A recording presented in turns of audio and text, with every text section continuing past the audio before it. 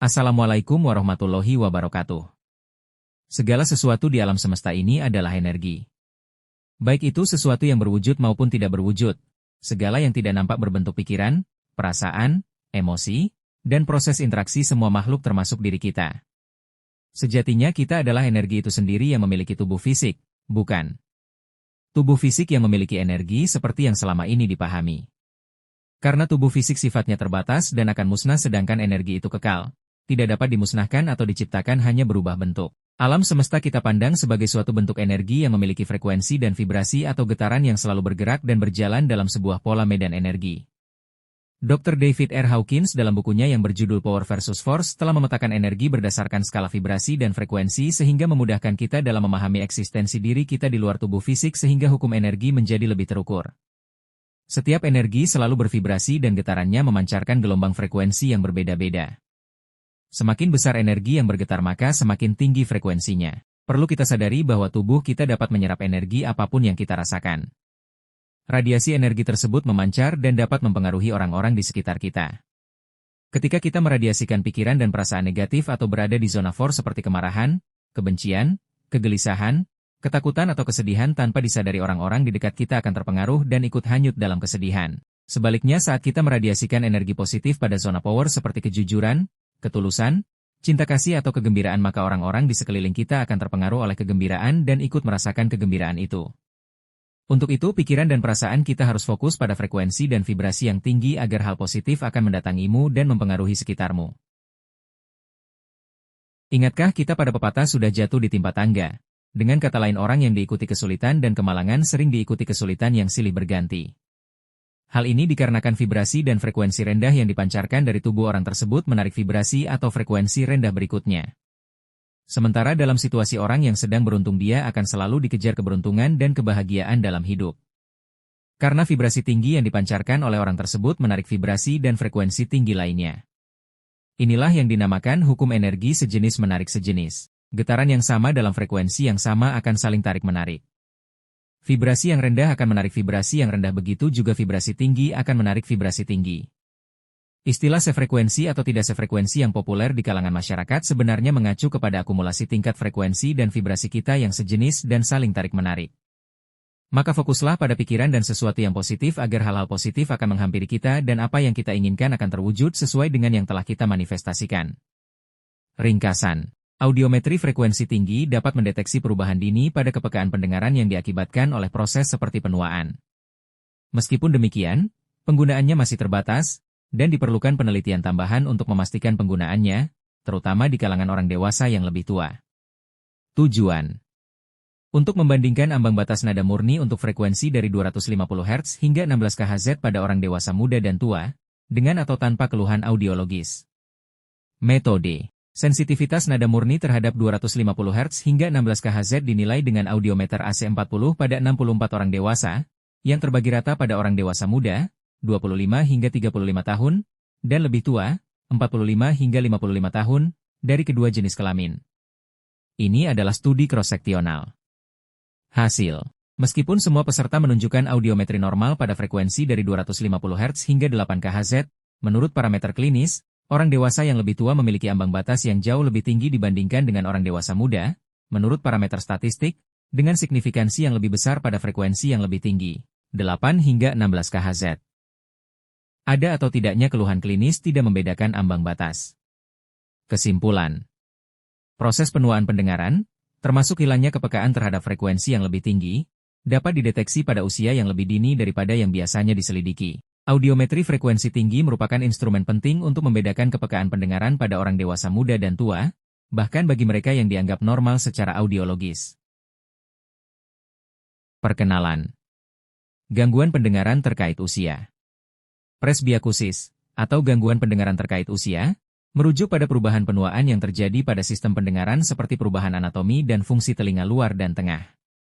Perubahan ini juga melibatkan sel-sel sensorik, saraf, stria vaskular, dan sel-sel pendukung organ corti, dan perubahan plastisitas pemrosesan saraf pusat yang mencakup nukleus koklea, nukleus olivarius superior, lemniscus lateral, gangguan pendengaran terkait usia. Presbiakusis, atau gangguan pendengaran terkait usia, merujuk pada perubahan penuaan yang terjadi pada sistem pendengaran seperti perubahan anatomi dan fungsi telinga luar dan tengah. Perubahan ini juga melibatkan sel-sel sensorik, saraf, striae vaskular, dan sel-sel pendukung organ corti, dan perubahan plastisitas pemrosesan saraf pusat yang mencakup nukleus koklea, nukleus olivarius superior, lemniscus lateral, colliculus inferior, dan badan geniculatum medial. Degenerasi progresif tersebut melibatkan kedua telinga secara simetris, awalnya memengaruhi frekuensi di atas 2000 Hz, 1, 2, 3, 4 dan terjadi lebih awal pada pria dibandingkan dengan wanita. 4, 5. Faktor lingkungan tertentu mungkin memiliki pengaruh terhadap tingkat gangguan pendengaran pada frekuensi tinggi, termasuk pola makan, kontak atau konsumsi bahan kimia dan obat-obatan medis, serta paparan kebisingan. 6, 7, 8.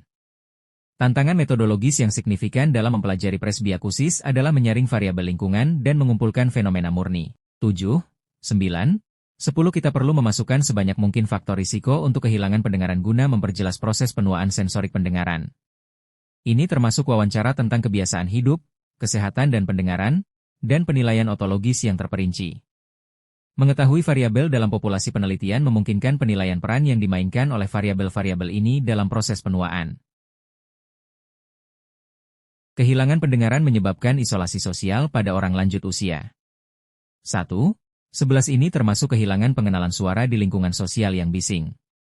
6 penelitian di area ini telah berupaya untuk menggambarkan proses penuaan yang berhubungan dengan pendengaran, dan telah memusatkan upaya pada studi ambang audiometrik, pemrosesan pendengaran dan persepsi suara. Studi-studi ini telah berkontribusi pada deteksi dini perubahan sensorik atau saraf, yang dapat mengganggu atau meminimalkan efek pengucilan sosial, akibatnya meningkatkan kualitas hidup, otonomi dan kemandirian orang dengan kehilangan pendengaran. 12, 13, 14 diagnosis dini dan memadai memiliki peran penting dalam mendefinisikan strategi medis, seperti mengadaptasi perangkat amplifikasi suara dan prosedur rehabilitasi untuk fungsi pendengaran pada orang tua. Salah satu strategi yang digunakan untuk mempelajari gangguan pendengaran terkait usia adalah membandingkan ambang batas nada murni pada orang muda dan tua. Namun, tidak hanya faktor sensorik, tetapi aspek saraf dan kognitif juga terlibat pada orang berusia di atas 60 tahun, yang mempersulit evaluasi pengaruh setiap variabel terhadap pendengaran dan proses penuaannya. Oleh karena itu, penting untuk mempelajari populasi yang lebih muda untuk mengkarakterisasi secara tepat awal gangguan pendengaran terkait usia. Prosedur penilaian. Berbagai prosedur dapat digunakan untuk menilai pendengaran. Prosedur ini meliputi tes fisiologis, emisi otoakustik, potensi yang ditimbulkan pendengaran, pengujian imitansi, tes perilaku atau psikoakustik, audiometri nada murni dan logo audiometri. Tes fisiologis menilai respons sistem pendengaran, sel sensorik dan jalur saraf pendengaran, secara objektif menangkap respons. Tes ini sangat spesifik dan sensitif, dengan sedikit variabilitas respons. 15, 16 Namun, tes ini tidak menilai pendengaran, karena respons individu tidak diperhitungkan. Tes perilaku bertujuan untuk menilai sistem pendengaran perifer dan sentral, menunjukkan respons efektif berdasarkan apa yang didengar subjek. Audiometri nada murni adalah prosedur standar perilaku dan psikoakustik yang menggambarkan sensitivitas pendengaran. Audiometri konvensional menguji frekuensi antara 250 Hz dan 8000 Hz, dan audiometri frekuensi tinggi menguji frekuensi antara 10.000 Hz dan 20.000 Hz. Standar normal untuk audiometri konvensional didasarkan pada ambang batas rata-rata pada 500 Hz, 1 dan 2 kHz di bawah 25 dB. 17 audiometri frekuensi tinggi, lebih dari 8 kHz, berguna untuk audiometri konvensional didasarkan pada ambang batas rata-rata pada 500 Hz, 1 dan 2 kHz di bawah 25 dB. 17 audiometri frekuensi tinggi, lebih dari 8 kHz, berguna untuk mengukur fungsi koklea, mendiagnosis cedera sensorik lebih awal daripada audiometri konvensional. 18 lebih jauh, audiometri frekuensi tinggi adalah alat yang sensitif untuk membedakan kelompok individu yang diklasifikasikan oleh audiometri konvensional sebagai normal secara audiologis, di mana satu mungkin tidak memiliki keluhan pendengaran, kelompok kontrol, dan yang lain mungkin menunjukkan kesulitan pengenalan ucapan di lingkungan yang bising, kelompok uji. 19 peserta kelompok uji telah diklasifikasikan menurut berbagai uji klinis sebagai penyandang disfungsi pendengaran obsure, OAD. Individu OAD memiliki peningkatan ambang batas yang signifikan, yang berarti bahwa audiometri frekuensi tinggi dapat menjadi uji tambahan untuk investigasi klinis. Data normatif pada ambang batas absolut pada frekuensi tinggi menurut usia dikumpulkan dalam sampel 240 subjek berusia antara 10 dan 59 tahun yang memiliki ambang batas di bawah 25 dBna pada frekuensi konvensional. 20 peningkatan ambang batas nada murni, dalam dBnPS, terjadi lebih cepat sebagai fungsi usia untuk frekuensi antara 13 dan 17 kHz. Studi lain tentang ambang batas absolut, dBNA, pada frekuensi tinggi, 10, 12,5, 14 dan 16 kHz, juga dilakukan di Brasil dengan subjek berusia antara 4 dan 60 tahun, yang memiliki ambang batas pendengaran di bawah 25 dBNA pada frekuensi 250 Hz hingga 8 kHz. 21 menurut penulis, ambang batas lebih tinggi pada 16 kHz, 12, 5 kHz dan 14 kHz.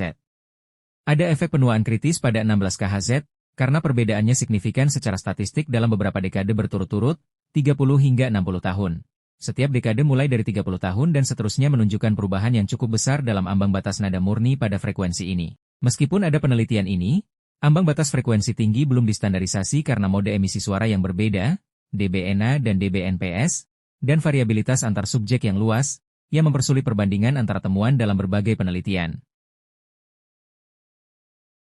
Studi kami berawal dari pertanyaan yang diajukan tentang penggunaan audiometri frekuensi tinggi untuk membedakan individu dengan audiometri konvensional yang secara klinis normal dan dengan atau tanpa keluhan pendengaran. Kami juga berusaha mengkarakterisasi gangguan pendengaran terkait usia sejak usia 30 tahun ke atas. Oleh karena itu, studi ini ditujukan untuk mendeteksi frekuensi nada murni antara 250 Hz dan 16 kHz, dan membandingkan ambang pendengaran konvensional dan frekuensi tinggi. Analisis data dilakukan untuk membandingkan ambang pendengaran orang dewasa muda, 25-35 tahun, tanpa risiko presbiakusis dengan sekelompok orang dewasa setengah baya, 45-55 tahun, dengan gangguan pendengaran awal terkait usia. Kami ingin mengamati variabel seperti usia, jenis kelamin, dan keluhan pendengaran, menggunakan audiometri konvensional dan frekuensi tinggi. Saya akhiri, wassalamualaikum warahmatullahi wabarakatuh.